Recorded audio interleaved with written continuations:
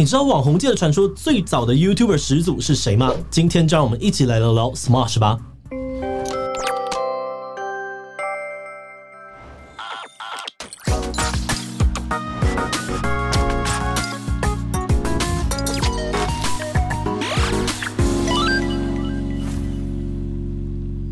Hello， 大家好，我是志祺。如果说到国际知名的 YouTuber， 大家可能会想到我们之前介绍过钱赚最多的 Mr. Beast， 或是曾经的订阅霸主 PewDiePie。但如果说谁才是 YouTuber 始祖 ，Smosh 说自己是第二，可能没人敢说第一。Smosh 在2005年创立，靠着安东尼跟伊恩拍摄搞笑影片，成为了第一个订阅破1000万的频道。而他们不只上过《时代》杂志，还拍过电影，就连台湾的100万 YouTuber 浩浩也深受启发，说自己当初想要做台湾版的 Smosh 才会创立频道。但可惜的是，在2017年安东尼因故离开频道之后 ，Smosh 的声势就大不如前，甚至还差点被关闭。没有想到，就在上周，安东尼突然宣布要回归频道，让很多的粉丝大喊“我好兴奋啊”！除了刷一波留言怀念童年回忆，热心一点的还跟年轻一代科普 Smosh 在 YouTuber 界呢可是上古神兽等级的存在。那到底 Smosh 曾经有多厉害？安东尼出走的背后又有什么秘密呢？今天就让我们一起来讨论看看吧。不过在开始今天的讨论之前，先让我们进一段工商服务时间。你有听过光纤到府吗？如果你喜欢打电动、追剧，又或是常常 work from home， 对于网络品质有要求的话，欢迎参考大大宽频推出的大大旗舰方案。这个方案会把光纤网络直接从机房送讯号到你家，中间不经过其他的设备，让你享有比 cable 啊或是 ADSL 更快、更稳、更安全的网络。而且现在申办不用跑实体门市，透过大大宽频的数位门市，24小时都可以申办。如果你选择旗舰方案，1个月1000邮照，还享有数位电视、WiFi 6的机台免费租用 ，HBO 电影套餐免费观看的大礼包优惠。如果只想要单纯上网，也有每月500元的虎速方案可以选购。有兴趣的话，就点击下方的链接到官网看看更多的方案，线上申办吧。Smosh 是一个自创的名词哦，它的由来可以追溯到 Smosh 的创办人安东尼的高中生活。当时他听到朋友在聊天，内容是关于重金属摇滚当中的冲撞文化 （Mosh Pit）， 意思是当歌迷很享受音乐时，就会用身体来推挤啊、冲撞彼此。但安东尼却听到朋友口误哦，说了 Smosh Pit， 因此安东尼就故意的嘲笑朋友说：“你刚刚说 Smosh Pit 没有想到朋友回向他说：“是你听错，我刚刚是说 Mosh Pit。”但安东尼还是锲而不舍，坚持朋友说的是 Smosh Pit。就这样子呢，在一场没完没了的小学生吵架之后 ，Smosh 就变成了安东尼跟朋友之间的内梗，并在后来成为了他创办的网站名称。是的，你没有听错 ，Smosh 最早呢其实是从网站起家。在2002年，当时只有15岁的安东尼创立了一个名叫 Smosh.com 的网站，他有在上面分享一些自己创作的 Flash 动画和一些有趣的影片。而后来，他的同学兼好友伊恩也加入了他。而这个网站的功能有点像现在的脸书，主要功能是用来分享作品，并且和朋友互动。甚至在有次采访当中，安东尼还半开玩笑的说：“我严重怀疑脸书的祖克伯可能偷了我们当年的想法。”不过玩笑归玩笑，实际上当年的 Smosh.com 观众并不多，直到他们在 YouTube 上传影片之后 ，Smosh 才开始广为人知。当时是2005年的11月哦 ，YouTube 才刚成立9个月，不止规模还很小，也没有商业分润，更不像现在有很多的频道会发布精彩的影片。YouTube 一开始呢，就像无名部落格的影音相簿，大家会上传影片，通常是为了要存档，或是方便分享给朋友，有点类似是一颗半公开的网络硬碟哦，通常不会期待有观众。没有想到呢，安东尼在 YouTube 上面却发现有人上传了一支他们之前拍摄的对嘴影片。不只有10个观看，甚至还有2个观众留言。而这个发现对当时的他来说非常珍贵，原来自己的影片有朋友以外的喜欢，因此呢，决定和伊恩创立 Smosh 频道，开始在 YouTube 上面发影片。而更意想不到的是，他们后来受欢迎的程度远远超越这时候的想象。当时频道刚创立不久，他们就上传了一支宝可梦主题曲的对嘴影片。影片里面呢，他不只用夸张的这个表情对嘴唱歌，还加入了很多的表演，像是这一幕。这是妙蛙种子吗？这个搞笑的影片呢，让 Smosh 瞬间爆红。安东尼回忆，当时他们每隔1秒刷新影片，观看数呢就像是过了10小时一样的狂飙。后来这支影片甚至还上了 YouTube 首页，成为了当时观看次数最多的影片。但没有想到呢，却因此引起了宝可梦公司的关注，最后观看数停在2400多万，就因为版权问题而被下架。不过有趣的是，后来有粉丝上传备份影片不止完全没事，至今呢还累积了超过1500万次的点阅。但 Smosh 并没有因此放弃，过了5年，他们又再度上传了宝可梦主题曲的影片，不过这次呢是改过歌词的复仇版本。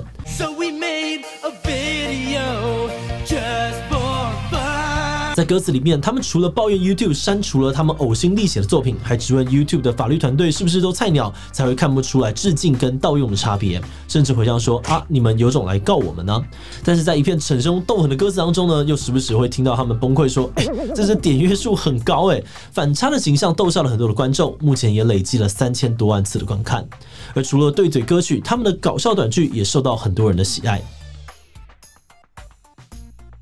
因为 Smosh 的影片非常的多，我们挑了几个比较热门的系列来研究，发现 Smosh 会受到欢迎的原因，主要可能可以分成2种。第一类呢是大部分台湾人认识 Smosh 的第一支短片真人版宝可梦，以及假如叉叉是真的系列影片。这系列呢主要是把虚拟世界的元素放到现实当中演出，呈现出其中荒谬的地方。像是在很多游戏里面都会站着一动也不动的 NPC， 我们一点也不觉得奇怪。但是如果现实世界里面你这个宝可梦大师每经过一个 NPC 就要被迫战斗，生活到底还要怎么过？或者在推特，很多人都喜欢在上面无病呻吟，但如果在现实当中有人连拉一条屎都要大声嚷嚷，大家可能就不会想要当他的好友。而 Smosh 的短剧影片呢，就巧妙的利用这些反差，让很多人会心一笑。再来则是我们团队的企划素呢私心推荐的友谊总是胜利，以及1年1度的食物大战。这系列影片呢，主要是着重在安东尼跟伊恩之间不是太坚固的友情上，他们会透过比赛来互相的冲康对方，最后呢再用意想不到的结局结束影片。因为在过程当中，他们总是能够超出观众的想象，比如说拿甜甜圈来擦窗户当望远镜抢劫打手枪等等，实在是太过白痴又高潮迭起因此累积出了一批死忠粉丝。而这些 Smosh 的精彩作品呢，也成功的在青少年之间掀起了一波风潮。Smosh 的创作不只受到了很多青少年的欢迎，更形成了一种流行文化。像是他们无中生有的这个单字 Smosh， 在任何人都可以编辑的程式字典上面，已经有超过30个关于 Smosh 的条目，而且还被衍生出许多的意涵，像是 Smosh 代表有趣、愚蠢、童年回忆等等。此外呢，他们也拍了一支超级有说服力的 MV 教导大家如何用 Fire Truck 取代 Fuck。那像是这个考试不及格钱不见、被父母看到裸体等等，都可以大喊 Fire Truck 来发泄甚至还一度成为了青少年间的口头禅。所以他们影片开头固定会出现的 Shut up 也是很多人心中的经典。他们除了创立一个专门做闭嘴卡通的频道，还出了一款 App， 只要有人讲话 ，App 就会自动回复 Shut up， 甚至呢还可以调整敏感度，让很多的使用者感到又好气又好笑。而这些 Smosh 创造出来的流行，不只让他们红到被时代杂志采访，出了3张自创歌曲的专辑，甚至还做了手机游戏，拍了一部以他们为主角的电影，可以说是跨界合作史上难以超越的存在。不过这些风光的背后，却酝酿了安东尼的离开。在创立频道的前6年呢，安东尼跟伊恩都是自己经营频道，特别是在2007年之后 ，YouTube 开始合作伙伴计划，也就是在影片当中插入广告，让创作者分润 ，Smosh 就成为了他们的正职工作。而为了维持发片频率安东尼与伊恩不只住在一起呢，方便工作，就连出去玩呢，也要想怎么拍片。当时生活几乎就只剩下 YouTube， 他们不只感到疲倦，也意识到这不是长久之计。在2011年，原本固定在 Smosh 网站上面投放广告的公司找上他们，说想要买下频道，让他们免除行政工作，并承诺会投入更多的资源，让 Smosh 越来越好。由于当时他们的经验不多，又很想要突破瓶颈，就同意出售，也因此呢，才有后来拍电影出游戏、做卡通等等的跨界尝试。但这个决定却让安东尼感到很挣扎。他认为虽然做的事情很酷，但外务却同时变得更多，不止完全没有办法专注在创作上，私人生活也没有更好，只能够不断的配合公司。最后，在2017年，安东尼决定离开 Smosh， 并且独自的创立 YouTube 频道，而伊恩则选择继续留在 Smosh 里面。不过，这个改变对于粉丝来说真的很难接受。很多粉丝都根深蒂固的认为 Smosh 就应该是安东尼跟伊恩因此即使 Smosh 后来尝试新增新的成员或者尝试其他的主题，还是流失了不少的观众。很多人都认为，自从安东尼离开，再加上 YouTube 的竞争越来越激烈， Smosh 受到的关注已经大不如前。甚至在2018年，因为买下频道的公司突然无预警倒闭， Smosh 还差点被关掉，幸好后来找到新的买家才继续经营。原本 Smosh 的故事可能就要到这边画下一个有点遗憾的句点，但没有想到上个礼拜安东尼却突然跟伊恩合体宣布 Smosh 要回来了。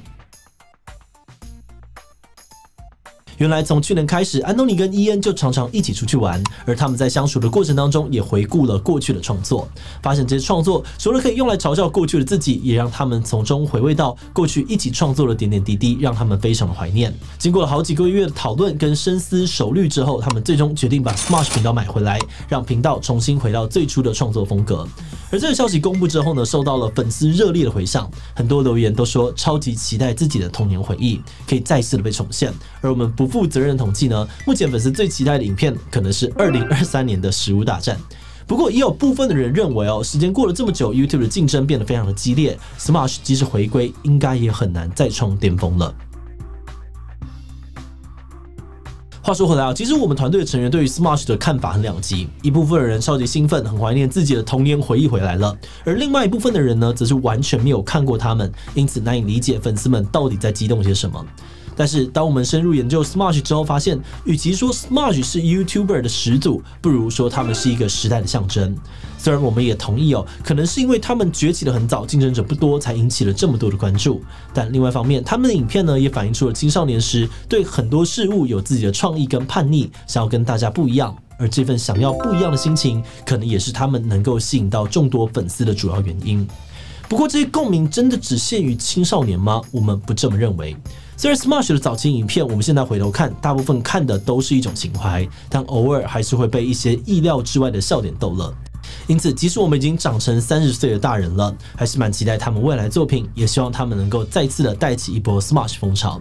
好的，那最后我们也想来问问大家，你期待 Smosh 回归吗？超期待很希望他们可以重现过去的巅峰。B 虽然怀念但不太看好，毕竟现在的 YouTube 很竞争啊。C 我看完这集才知道他们是谁。第其他留言分享你的想法吧。最后，如果你喜欢今天的影片，欢迎分享出去，让更多人知道 Smosh。此外呢，也可以点击这个地方看 Mr. Beast 以及 Low Cost Cosplay。那么今天的这一期就到这边告一段落，我们就明晚再见喽。